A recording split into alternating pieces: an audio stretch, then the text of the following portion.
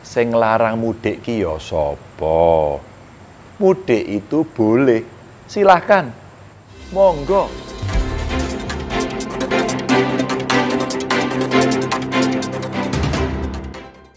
Menurut keterangan pemerintah, katanya penyebaran COVID-19 sudah menurun.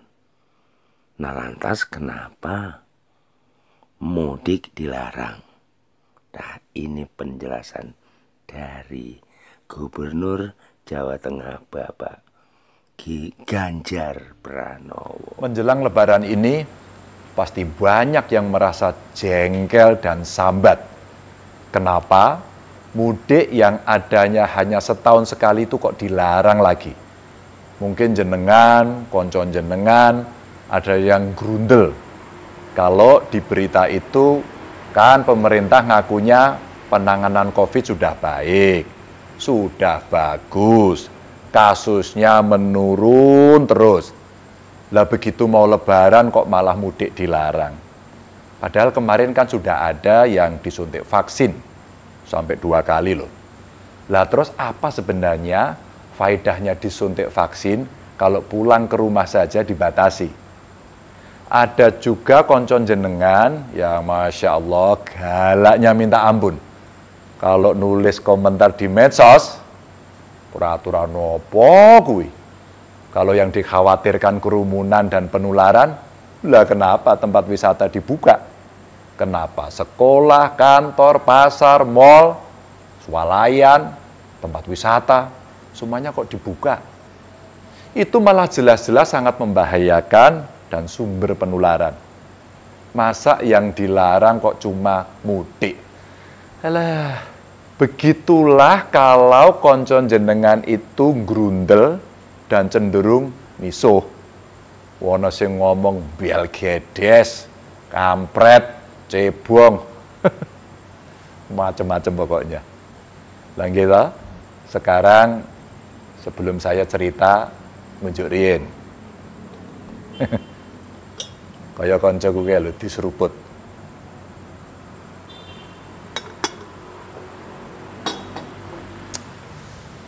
Nah, kalau sudah minum gitu kan biar padang pikirannya. Enak diajak ngomong, penak diajak rembugan. Jadi begini, sing larang mudik ki ya sapa? Mudik itu boleh, silahkan, monggo. Ajak anak, istri, saudara, atau siapapun untuk mudik. Tapi mudiknya virtual saja. Eling-elingen, virtual saja. Seperti tahun lalu, saya masih ingat betul bagaimana rasanya meminta panjenengan semua untuk tidak mudik pada tahun lalu. Betapa susahnya kondisi kita di masa-masa awal pandemi. Setiap hari selalu saja ada saudara-saudara kita yang masuk rumah sakit. Hampir setiap jam ambulan berseliweran di jalan. Penggali kubur bekerja siang malam. Teman-teman tenaga medis bukan hanya berjuang menyelamatkan, tapi juga berguguran. Siapa sih yang mau kehilangan saudara? Siapa yang rela kehilangan orang tua? Kita ini sangat berpotensi jadi penyebab kematian 1, 2, puluhan, bahkan ratusan nyawa. Ini bukan soal tradisi atau agama. Bukan soal suku atau negara. Tapi menyelamatkan 1 nyawa saudara kita jadi jauh lebih penting dari segalanya. Masih ingat nggak kata Gus Dur?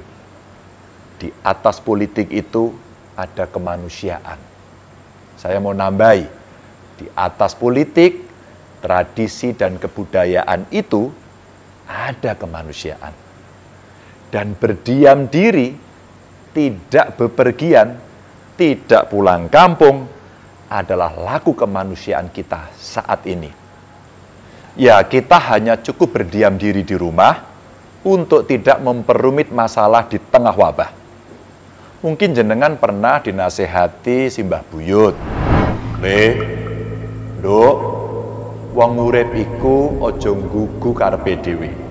Kabeh wis ana sing ngatur.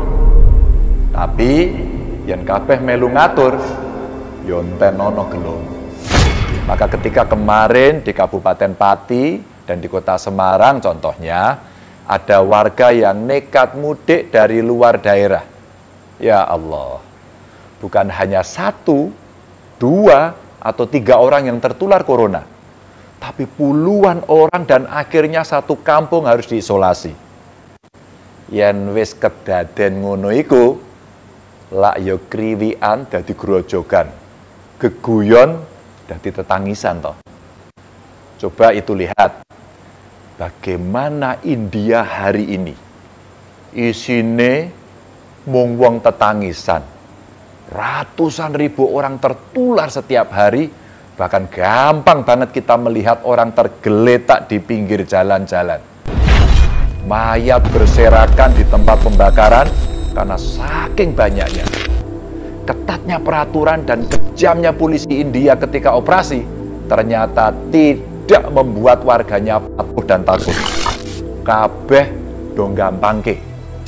Semua meremehkan dan menyepelekan protokol kesehatan.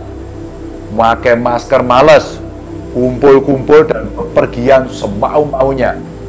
Dan yang lebih ngegirisi, 3 juta orang di sana justru berkumpul tumplek-blek dadi siji menggelar acara tradisi di Sungai Gangga. Anda tahu akibatnya? India sekarang ngeri sekali.